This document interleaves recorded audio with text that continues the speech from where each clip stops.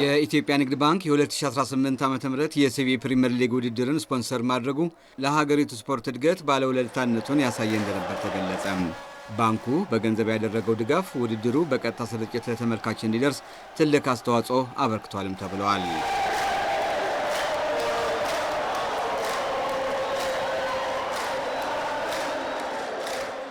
ባለፈው ሳምንት ፍጻሜውን ያገኘው የኢትዮጵያ ፕሪሚየር ሊግ ውድድር በገንዘብ በመደገፍ የስፖርት ማህበረሰቡ ጨዋታዎችን በቤት ሆኖ እንዲከታተል ማስቻሉን የኢትዮጵያ ንግድ ባንክ ከስተመር ኤክስፒሪየንስ ምክትል ፕሬዝዳንት አቶ ኃይለ ኢየሱስ በቀለ ተናግረዋል።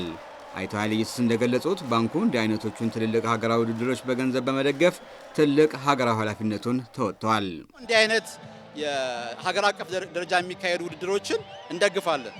ይሄን ውድድር እንግዲህ በአመቱ ሙሉ ሲተላለፍ ከ290 በላይ ውድድሮች በቀጥታ ቴሌቪዥን ለህብረተሰቡ ተደራሽ እንዲሆን ማድረግ ችለናል። ይሄ ማለት ለህብረተሰባችን ትልቅ ነገር ነው። በስቴዲየም ተገኝቶ ከሚከታተለው በተጨማሪ ሁሉም ሰው ቤቱ በተመቸው ሰዓት በቀጥታ በቴሌቪዥን ፕሮግራሙን እንዲከታተል አድርገናል። ይሄ ለኛ ትልቅ እርካታ ይሰጣል።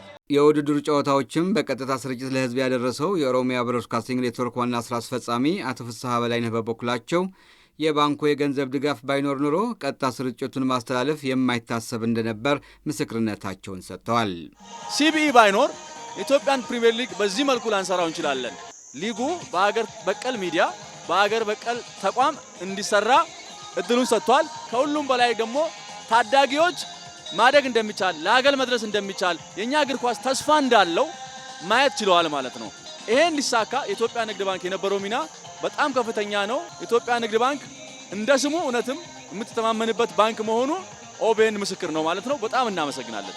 ፋይናንስን ለስፖርት እድገት ዋነኛ ደም መሆኑን የሚናገሩት የስፖርት ባለሙያዎች የባንኩ አርአያነት ተግባር በሌሎች የሀገሪቱ ትልልቅ ተቋማት ዘንድ ሊደገም እንደሚገባ ያነሳሉ። የስፖርት ጋዜጠኛው ሰይድ ኪያር የባንኩን አስተዋጽኦ እንዲህ ያብራራል። በኢትዮጵያ ውስጥ እንደ ኢትዮጵያ ንግድ ባንክ አይነት ስፖርቱን ለማገዝ ትልልቅ ተቋማት ተሳትፎ ቢያደርጉ ስፖርታችን በትልቅ ደረጃ ያድጋል ብዬ አስባለሁ። በተለይ በእግር ኳሱ 293 ጨዋታ በሱፐር ስፖርት ዘመን እንኳን ተላልፎ አያውቅም። ዘንድሮ 20 ቡድን ነው 380 ጨዋታዎች ነው የተደረጉት። 250 ነበረ ቃል የገባው ቤን ከዛ በላይ የሆኑ ጨዋታዎችን አስተላልፏልና ሲቢኢ የኢትዮጵያን ፕሪሚየር ሊግ ስፖንሰር በማድረጉ የታይትል ስፖንሰር በመሆኑ እነዚህ ነገሮች እውን ሊሆኑ ችለዋል።